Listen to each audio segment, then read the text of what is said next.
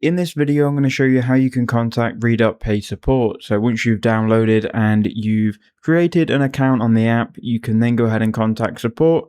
So if you go to your profile icon in the top left-hand corner, what you can do here is simply scroll down to Support Center. Once you click on that, you will then be able to go and send them a message. So if you go to Help, it will then open up this window and you can go ahead and search for help.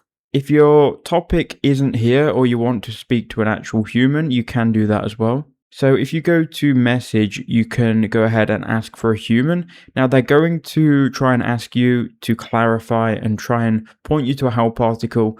But I've spoke to a human before. Just go ahead and speak to them and prompt the AI to connect you to a human. They are pretty good once you get hold of a human and they can clarify any details. So that's how you do it. If you want a link to sign up, or you want to watch more videos on RedotPay, click on the link in the description or go on my channel for more videos.